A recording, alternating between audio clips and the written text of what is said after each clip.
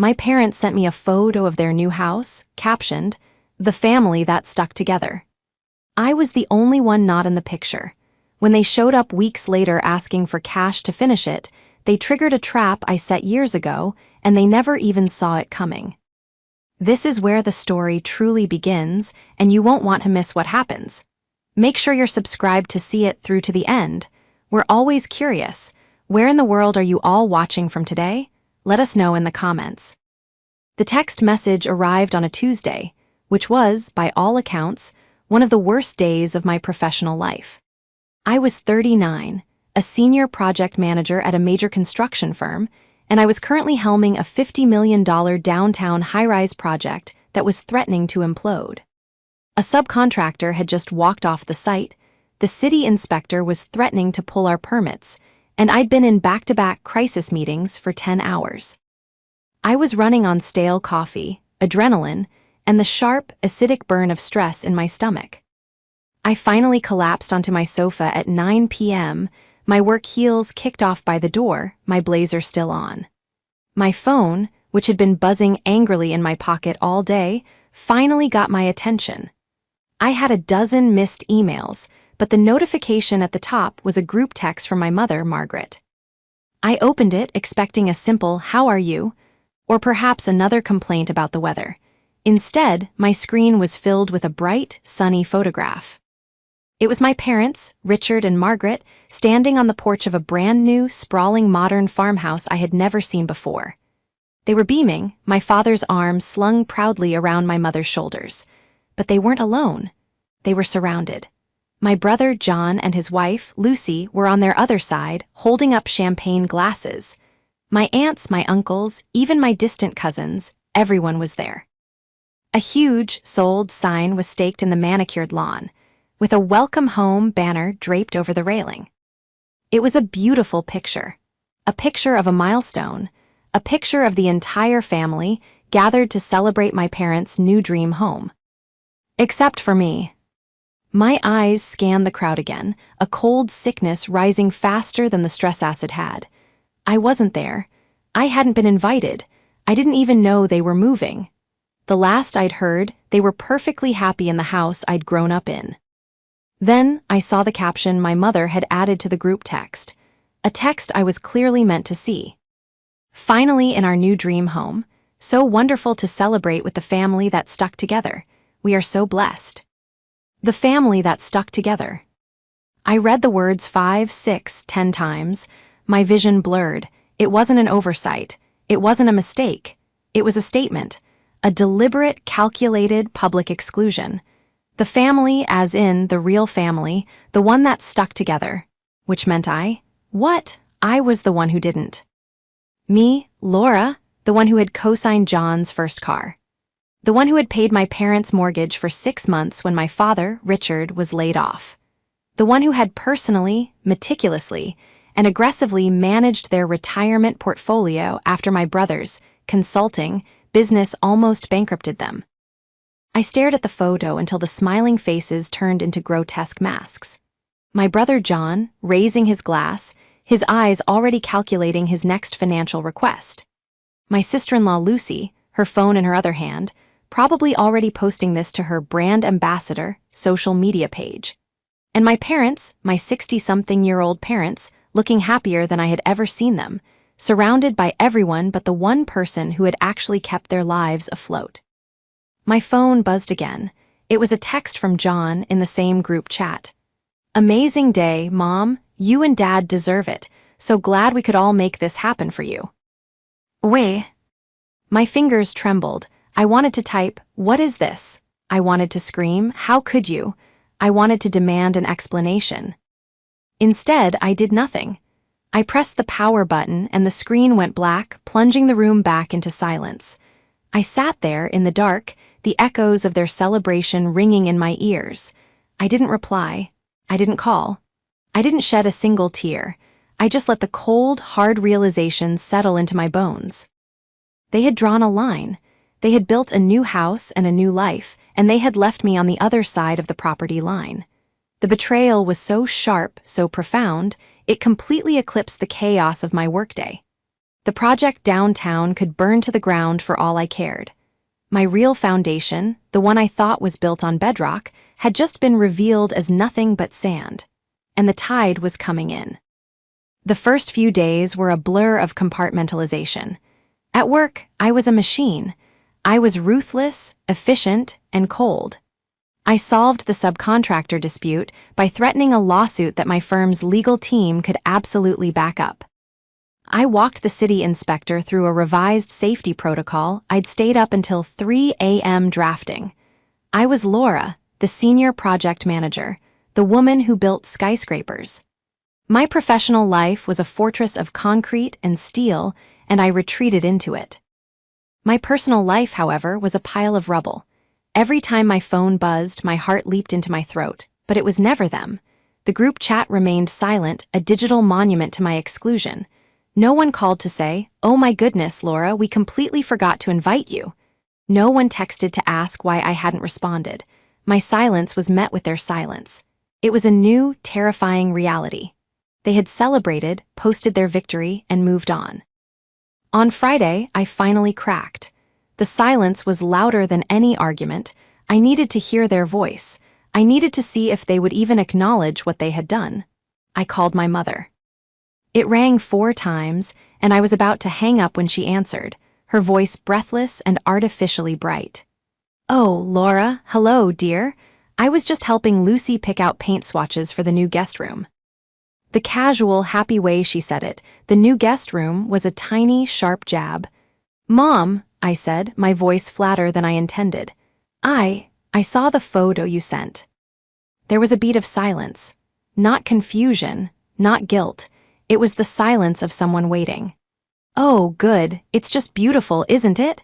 Your father is so happy. I haven't seen him this relaxed in years. John and Lucy found the most perfect lot for us, just 10 minutes from their apartment." You sold the house," I stated. "The house I grew up in. The house whose leaky roof I'd paid to replace 5 years prior." "Well, yes, dear," she trilled. "It was all so fast. John said the market was perfect, and Lucy said the old place just had negative energy. And I think she was right. This new place is all one level, so much better for your father's knees." "And the caption," I pressed, my knuckles white on the phone, "the family that stuck together." The manufactured brightness in her voice instantly chilled. "Well, I just meant it was so nice to have everyone who could make it. We were all together, helping your father and me with this new chapter." The emphasis was unmistakable.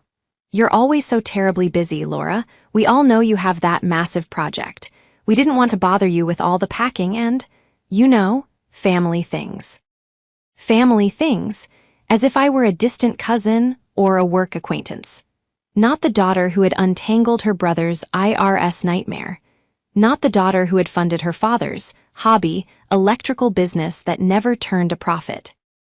"Bother me," I said, my voice dangerously quiet. "Mom, you sold your house and built a new one. You didn't just bother me, you erased me." "Oh, Laura, don't be so dramatic," she snapped, the victimhood rising in her tone. "It's not all about you, it was a family decision. John and Lucy have been absolute saints, handling everything. You haven't even offered to come see it." "I wasn't invited," I said, the words tasting like ash. "I wasn't even told." "Well, you're being told now," she said impatiently. "Honestly, I have to run. Lucy is here with the swatches. We'll have you over for dinner, sometime, once we're settled."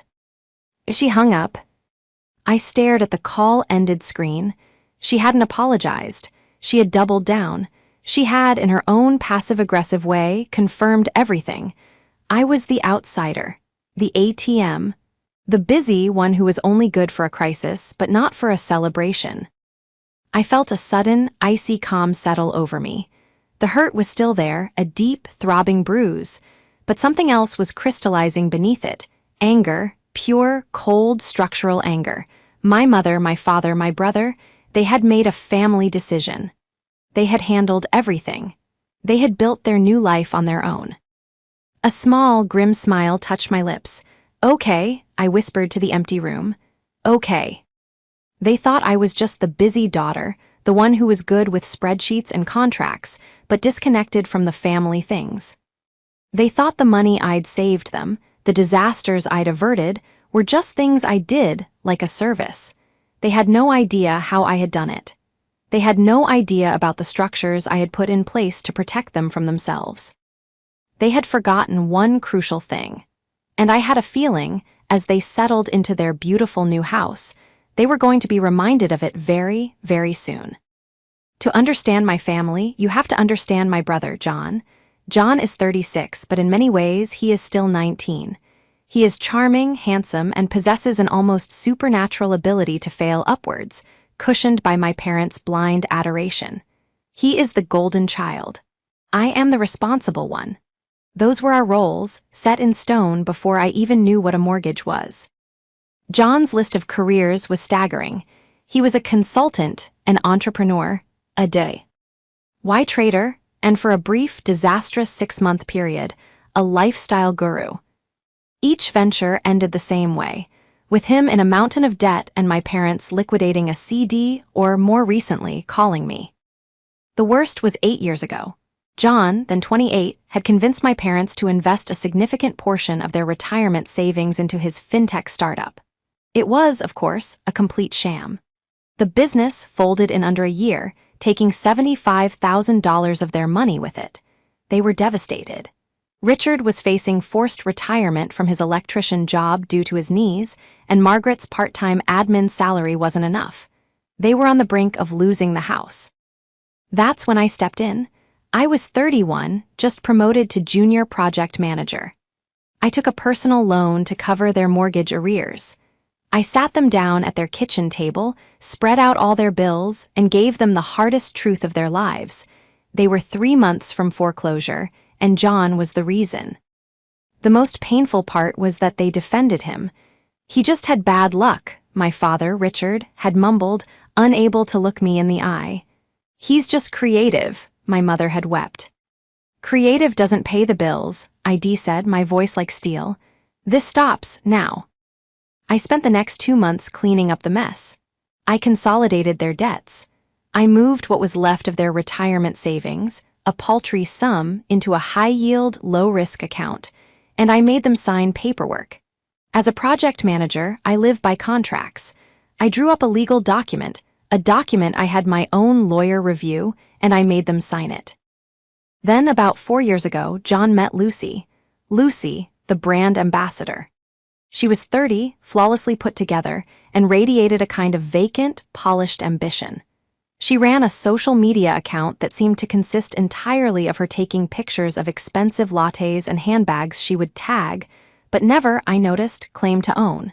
She saw my parents not as in-laws, but as a resource, and she saw me as the dragon guarding it. Lucy's influence on my family was immediate and insidious. Suddenly, my practical, frugal mother started talking about manifesting abundance and negative energy. My father, who used to be proud of his skilled trade, started making disparaging comments about my corporate job, echoing things I'd heard John mutter.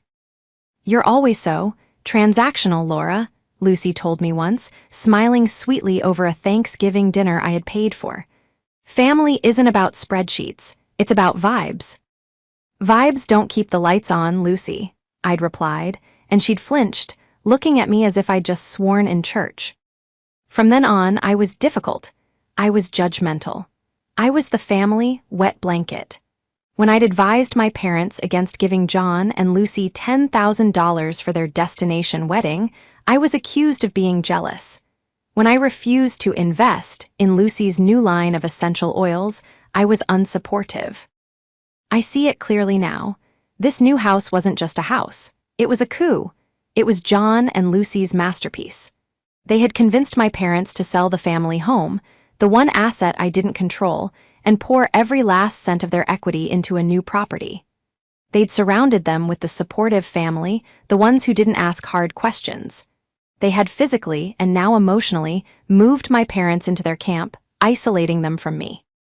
That photograph wasn't just a celebration, it was a declaration of independence. They had finally, successfully, cut out the transactional daughter. They were a real family now, running on vibes and, I suspected, the last fumes of their home equity. They had built their new fortress, and they truly believed in their delusional, manifested new reality that they no longer needed me. They thought the money was theirs. They thought the well was endless. They had forgotten who built the well. For 2 weeks, I lived with that cold, simmering anger. The phone call with my mother had drawn the battle lines. They had made their move. Now, I would make mine. I am a project manager. I don't just build skyscrapers, I manage risk. I anticipate problems 3, 6, and 12 months down the line. I deal in facts, in numbers, and in the unglamorous, ironclad reality of contracts. And the family problem was now just another project. Restoration of boundaries. I didn't get sad, I got strategic. The first phase was information gathering. I waited until a quiet Saturday morning. I poured a cup of coffee, opened my laptop, and pulled up the secure file on my personal drive labeled RF Trust. Richard and Margaret Family Trust. 8 years ago, after John's fintech disaster, I hadn't just consolidated their debts. I had moved what was left of their savings and the small inheritance my mother had received into an irrevocable trust. It wasn't a huge amount, but it was enough, if managed properly, to supplement their social security and cover their property taxes and utilities for the rest of their lives. My parents, terrified of their own financial ruin and John's recklessness, had readily agreed. The trust was designed to protect them from themselves. It paid their essential, recurring bills automatically. But the terms, which my lawyer had drafted with a surgeon's precision, were explicit.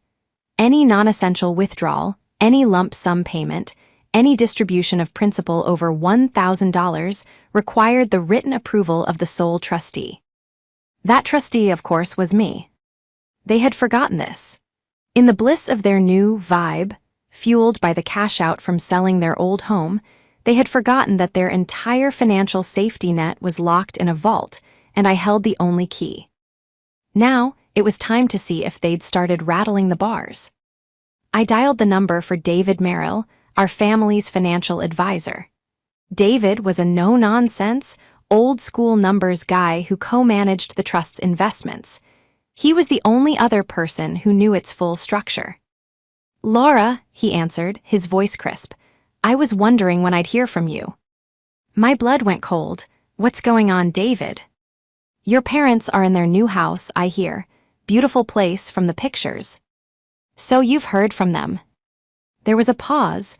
David was a professional. He wouldn't typically discuss one client with another, but the trust structure made me his legal point of contact. "I have," he said carefully. "Margaret called last week. She was insistent. She wanted to know the process for liquidating $30,000 from the trust's principal." "30,000," my breath hitched. "And what did you tell her?" I told her what the trust agreement stipulates, that it's an irrevocable trust, not a checking account. I told her the funds are designated for their long-term essential care and that any principal distribution would require a formal review and signature from the trustee. Her response, he sighed, was that the trustee was her daughter and it was just a formality. "And then?" I asked, already knowing the answer.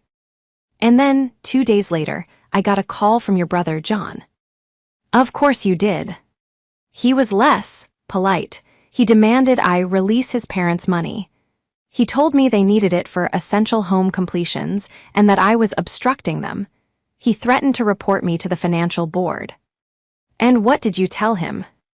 "I told him," David said, a hint of steel in his voice, "that he was not party to the trust, that I could not discuss its holdings with him, and that any further communication would need to go through you, the trustee."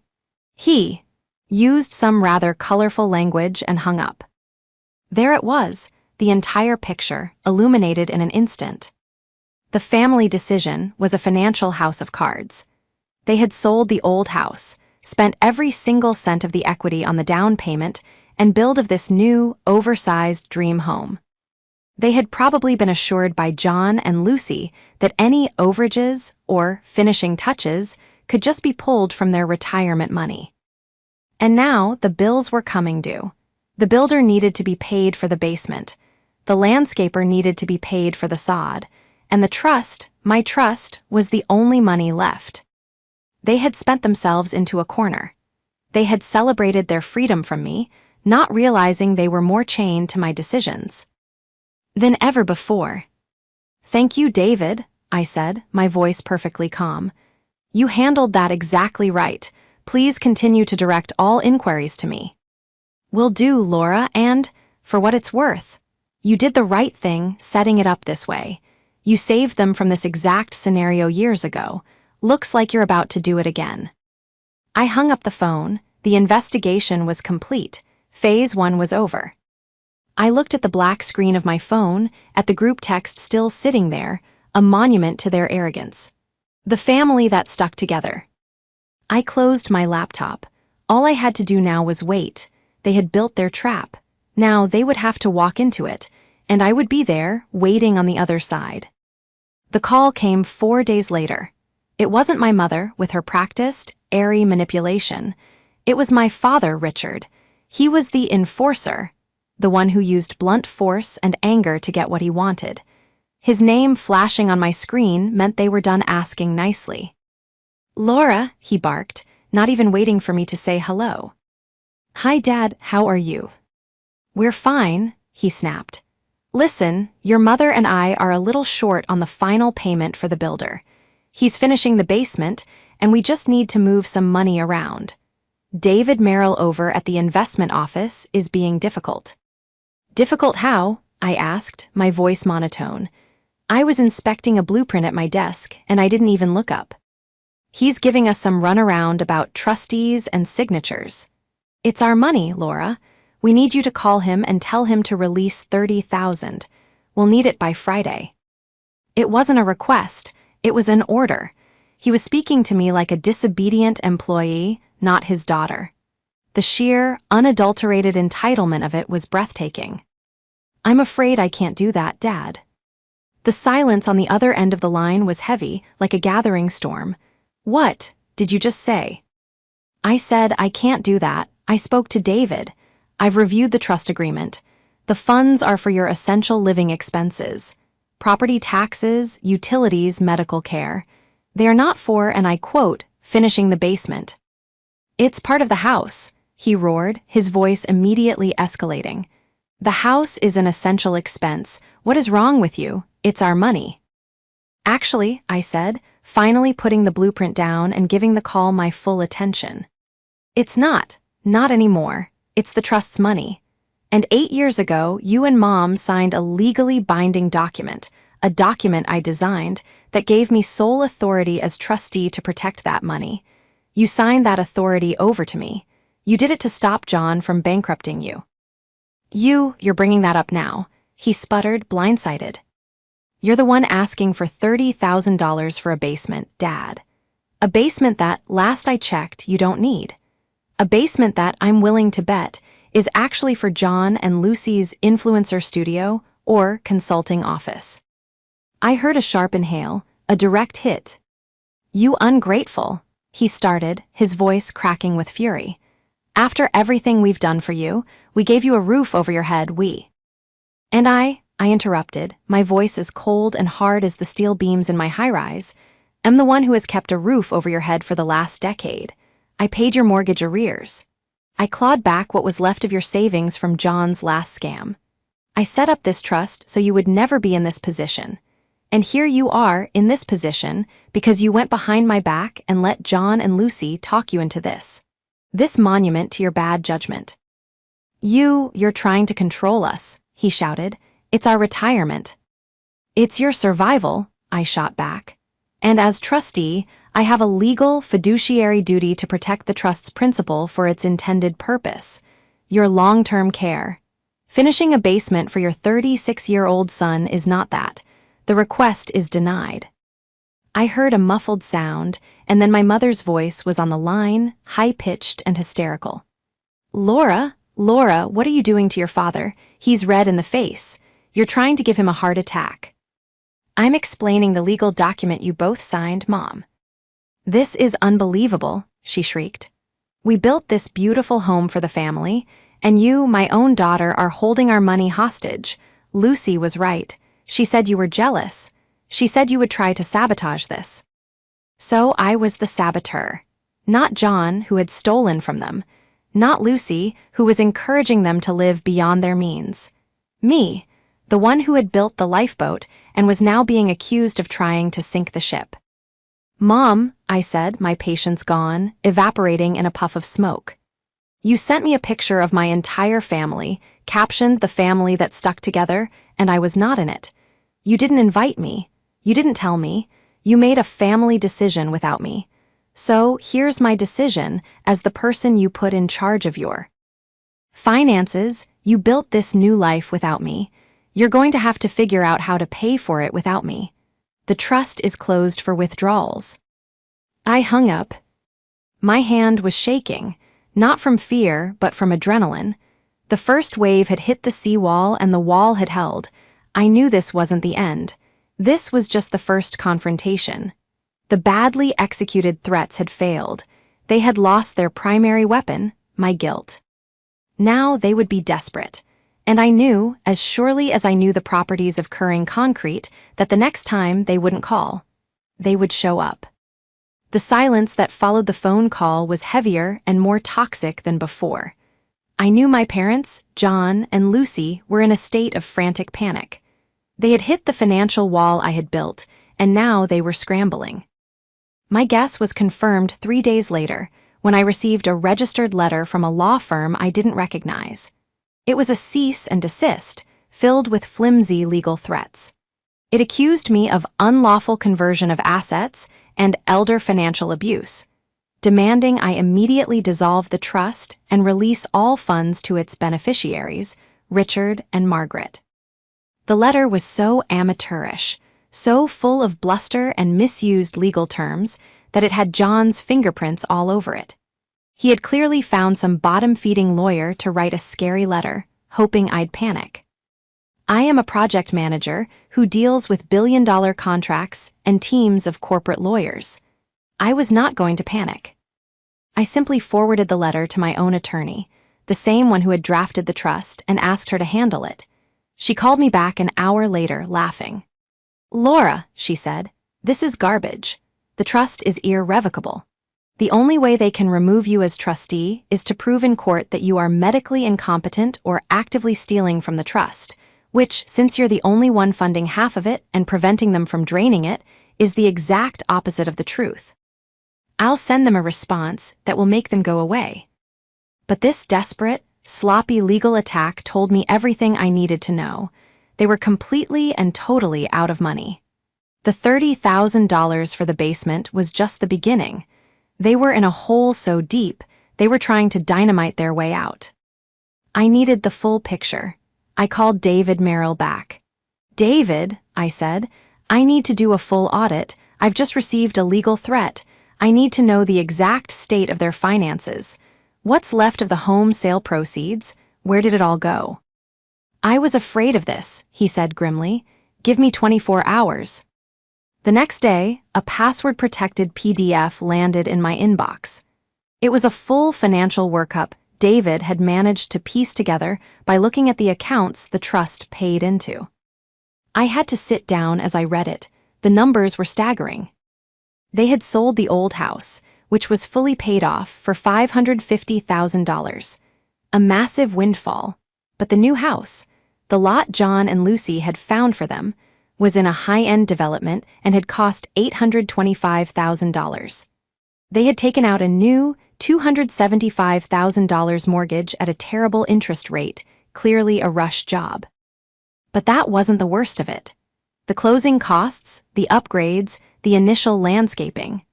David's report showed a terrifyingly fast cash bleed.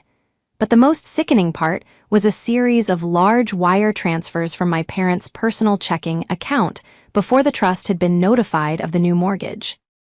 One transfer for $40,000 to J&L Consulting, LLC, John's sham company. Another for $15,000 to Lucy's personal account, with the memo design fee. A $22,000 charge from a luxury car dealership. They hadn't just built a new house. They had financed John and Lucy's entire lifestyle. My parents, in their 60s, had taken on a massive new mortgage and blown their life savings in less than 6 months, all to fund their golden child and his greedy wife. The $30,000 for the basement wasn't a finishing touch. It was a desperate attempt to pay a contractor who was probably, at this very moment, threatening to put a lien on their brand-new, half-built dream home. They hadn't just excluded me. They had replaced me with a pair of grifters who happened to be related to me. I printed every single page of David's report, the wire transfers, the new mortgage agreement, the old trust document. I put them all in a neat, leather-bound portfolio, the same kind I used for presenting to executive boards. I was no longer just angry. I was cold. I was a structural engineer who had just found a fatal foundational crack, and I was about to condemn the building. I didn't have to wait long. That Friday evening, as I was just getting home from work, my doorbell rang. I looked through the peephole. It was Richard and Margaret. They were standing on my doormat, their faces pale and set. They looked like they were marching into a battle they already knew they had lost. I took a deep breath, opened my portfolio on the hall table, and then opened the door. "Laura," my mother began, her voice trembling with manufactured tears before I even said hello. "We need to talk. This has gone too far." "I agree," I said, stepping aside. I didn't smile. I didn't offer them a drink. I just let them into the entryway of my condo, a space that was clean, organized, and, unlike their new house, financially secure. They stood awkwardly in the foyer. My father, Richard, was vibrating with a barely contained rage. His pride had been deeply wounded. He, the patriarch, had been forced to come here, hat in hand. My mother, Margaret, immediately started to cry. "To think," she sobbed, dabbing at her dry eyes with a tissue, "that my own daughter would treat us this way. We're your parents. We could lose the house." "You're not going to lose the house, Mom," I said, my voice quiet. "The trust will continue to pay the utilities and property taxes, just as it always has. It will even cover the interest on your new, ill-advised mortgage." "The interest?" Richard exploded. "What about the builder? He's threatening to put a lien on the house. We need the cash to finish the basement. We need the $30,000. We need a bit of cash to finish the basement," Margaret rephrased, as if the smaller words would somehow soften the demand. I just stared at them. This was it, the moment from the title. The moment they had been building toward ever since they'd let John and Lucy sink their claws into them. I took a slow, steadying breath. "You built that house without me," I said, my voice echoing in the quiet hall. "You'll have to finish it without me." Richard's face went from pale to a deep, alarming crimson. "You," he roared, taking a step toward me. "You have no right. It is our money. I am your father, and you will show me respect." "Respect," I said, my voice rising, finally letting the ice crack. "Was it respectful when you sold my childhood home without telling me? Was it respectful when you sent me a photo of my entire family, bragging about how you stuck together, while deliberately excluding me? Was that respect, Dad?" "We didn't want to bother you," my mother shrieked. "You're always working, you hate family things, you're too busy and important for us." "I was busy," I shot back, "paying for your mistakes. I was busy building a career so I could fix the financial holes your golden child keeps digging for you. And the one time I set up a system to protect you, you treat me like a villain for enforcing it." "This is not about John," Richard yelled. "This is entirely about John," I thundered, walking to the hall table and grabbing the leather portfolio. I slammed it down on the coffee table. "You want to talk about money? Let's talk about money." I opened it. Page 1, the signed, notarized front page of the Richard and Margaret Family Trust. "Here," I said, "is the document you both signed, giving me, Laura, sole fiduciary control as trustee. And here," I flipped the page, "is the clause you clearly forgot, stating all non-essential principal distributions are at the trustee's discretion. I am exercising my discretion. Request denied." My mother stared at the paper as if it were written in a foreign language. We didn't know it meant that. Oh, you knew, I said. You just didn't care because you never thought you'd need the money. You thought the home equity was your new magic bank, but you forgot about your son. I flipped the page again, the wire transfer receipts. $40,000, I said, pointing, to J&L Consulting, a company with no clients, no product, and no purpose other than to siphon your retirement. $15,000 to Lucy for a design fee. I'm a project manager, Mom. I manage million-dollar build-outs. A design fee for picking out paint swatches? It's theft, plain and simple. Margaret's face went white. Richard looked like I had punched him in the gut. You took out a new mortgage in your late 60s, I pressed on, and you gave almost $60,000 of it, my inheritance, your security, to your son and his wife so they could buy a new car and play influencer. And now you have the audacity to come to my house and demand I liquidate your safety net to finish their basement studio? You didn't just exclude me, you robbed yourselves to pay him. The silence was absolute. My mother sank onto the edge of my sofa, her fake tears replaced by real, gulping sobs of terror. My father just stood there, speechless, his entire world of pride and entitlement collapsing around him. The doorbell rang again, this time a series of sharp, impatient jabs. Before I could move, the front door swung open. John and Lucy. They had clearly been waiting in the car. "What is taking so long?" John demanded, storming in. "Did you get the money? That builder is calling me every." He stopped dead when he saw my face, and the open portfolio on the table. "John," I said, my voice dripping with contempt. "Perfect timing. We were just going over your consulting invoices." Lucy's eyes, wide and darting, landed on the bank statements. Her perfectly curated mask of good vibes shattered. You have no right to show them that. That's private." "Is it?" I asked. "It looks to me like it's my parents' money. The money they're now begging me for because you two parasites bled them dry." "You did this?" John suddenly screamed, his charm vanishing, revealing the spoiled, angry child beneath. He pointed a shaking finger at me. "You've always been jealous. You've always hated me. You've been trying to turn them against me for years." "You don't need my help, John," I said calmly. "These bank statements do the job just fine. You're a 36-year-old con artist, and you just bankrupted our parents." That was when my father finally moved. The realization of what had been done, the full, devastating scope of it, hit him all at once. His rage, previously directed at me, swiveled and locked onto its true target. "You," he growled, his voice low and terrifying, turning on John. A consulting fee, $40,000. "Dad, I can explain," John stammered, taking a step back. It was an investment. It's. "You lied to me," Richard roared, advancing on him. "You told me that was for materials. You let me come here and beg my daughter for money you already stole." "Get out," my father bellowed, pointing at the door. "Both of you, get out of my sight, get out." John and Lucy scrambled, tripping over each other to escape the storm they had created. The door slammed shut behind them, leaving the four of us, or what was left of us, in the ringing silence. My mother was rocking back and forth on the sofa, whispering, oh God, what have we done?" My father stood in the middle of my living room, a broken old man, the fury drained out of him, replaced by a vast, empty horror. I calmly closed the portfolio. "The trust," I said, "will pay the new mortgage, it will pay the utilities, you will not lose the house." My mother looked up, a desperate, pathetic hope in her eyes.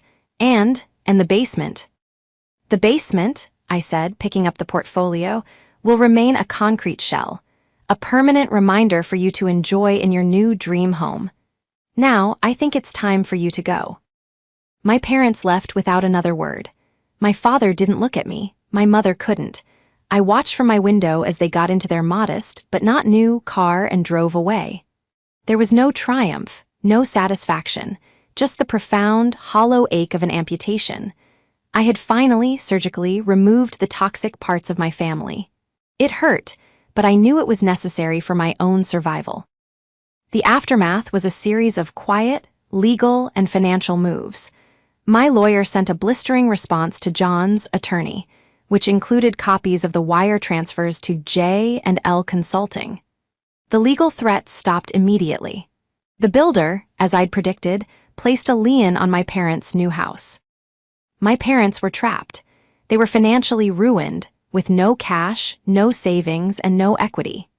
They were social pariahs in their new neighborhood, the couple with the brand-new, half-finished house. And they were, for the first time in their lives, completely and totally under the thumb of their son's consequences. John and Lucy's downfall was as swift as it was predictable. With the bank of Mom and Dad permanently closed, their influencer lifestyle evaporated. The leased luxury car was repossessed. Their apartment, which I'm sure my parents had been supplementing, was lost. The last I heard from a gossiping aunt, they had moved into a cramped one-bedroom rental 2 towns over, and John was working at a big-box hardware store. Lucy's social media went dark. It seems vibes don't pay the rent. My parents and I did not speak for almost a year. The trust did its job, paying their bills like clockwork, a silent, monthly reminder of my control and their folly. Then one Saturday my mother called me. Her voice was small, thin, and stripped of all its manipulation. "Laura," she said, the trust, it paid for your father's heart medication. It was very expensive. I wanted to say thank you." "That's what it's for, Mom," I said, my voice not unkind, just neutral. "The basement is it's still concrete," she offered, a pathetic attempt at connection. We put boxes down there." "Okay, Mom." There was a long pause. We were wrong, Laura. We were so wrong. John, he really hurt us." It wasn't a full apology. It wasn't the cathartic, movie moment breakdown I might have once craved. But it was the truth.